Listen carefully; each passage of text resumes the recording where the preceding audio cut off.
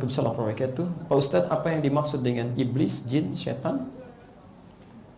Adakah dalil tentang nikmat kubur dan siksa kubur? Mohon penjelasannya. Teman-teman sekalian, dalam kajian dulu pernah kami sampaikan hakikat manusia dalam Al-Quran, ya iblis, jin, dan setan. Baik, ketiganya ada kaitan, ada korelasi. Baik, iblis itu asalnya jin, kalangan jin yang menyimpang. Di mana diketahuinya? Di Quran surah ke-18 ayat ke-50, posisi paling kanan di pertengahan. Wa idh qulna lil malaikati isjudu li adama fasajadu illa iblis kana minal jinni fafasaqa an amri rabbih.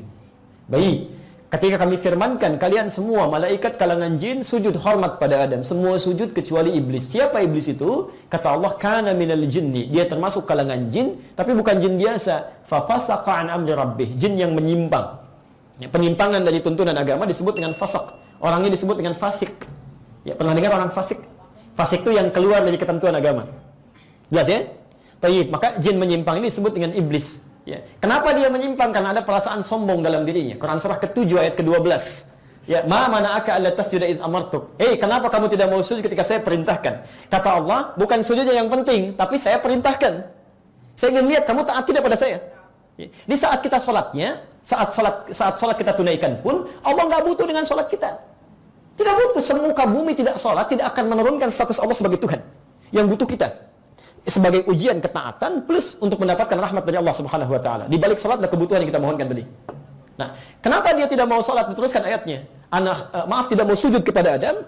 Ana khairum minhu. Saya lebih hebat dibandingkan dengan dia. Khalaqtani min narin wa khalaqtahu min tin. Engkau ciptakan saya dari api, dia dari tanah. Nah, Bapak Ibu sekalian, saat dalam keadaan tadi sifat sombong yang muncul. Sombong itu sifat baik atau buruk? Buruk. Baik, sesuatu yang melapisi kebaikan. Misal, ada sesuatu yang buruk menutup kebaikan.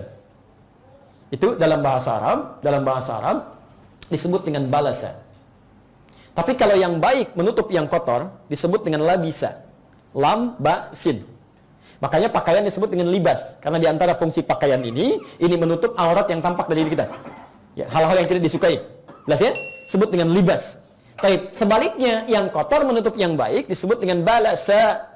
Iblis kenapa dinamakan dengan iblis? Karena pada saat itu dia tertutup oleh sifat-sifat keburukan. Jadi kebaikannya ditutup oleh sifat buruk. Sifat sombong tadi. Ya. Baik, makhluk ini kemudian disebut dengan nama baru, namanya apa?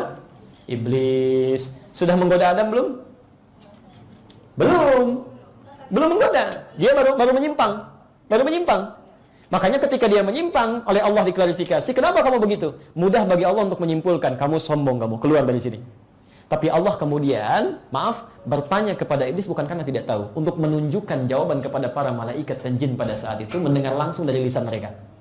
Supaya tidak ada hal untuk dielakkan. Enggak benar ya Allah, saya enggak begitu gitu kan? Tapi ketika keluar dari lisannya langsung diketahui. Baik, qala fahbit minha. Keluar kamu dari sini, keluar. Begitu keluar, Adam dan Hawa dimintakan tinggal di surga. Quran surah kedua Al-Baqarah ayat 35. Di situ iblis minta izin untuk menggoda. Saat menggoda Adam itulah namanya berubah menjadi setan. Quran surah kedua Al-Baqarah ayat 36.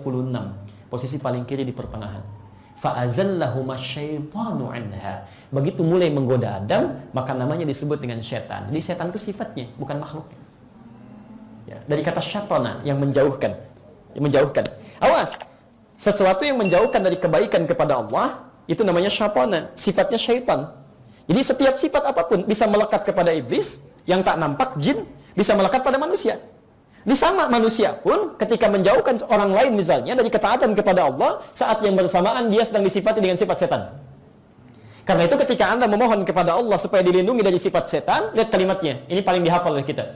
Qul a'udzu birabbin nas, malikin nas, ilahin nas, min syarril waswasil alladzi yuwaswisu fi, ujung ayatnya, minal siapa nas di situ?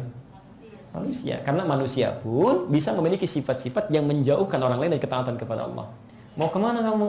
Mau sholat. Sholat nomor 2. Nomor 1 kita makan dulu. Jika sifat itu sudah ada, itu tandanya ada sifat setan yang melekat pada diri. Jelas ya? Baik, Masya Allah. Bapak sedang mau tahajud. Tiba-tiba ada misalnya informasi di TV. Bolanya pertandingan sekarang. Masya Allah. Apa itu? Saya nggak hafal tuh. Barcelona ketemu Manchester City misalnya, gitu kan? Masya, begitu Anda mau sholat, TV mengajak Anda nonton. Berarti TV saat itu sedang menjadi setan. Ibu mau tahajud, begitu mau tahajud kata suaminya, "Ma, sini dulu temani papa nonton." Masya Allah, sejak itu papa sedang menjadi, bukan saya yang bilang,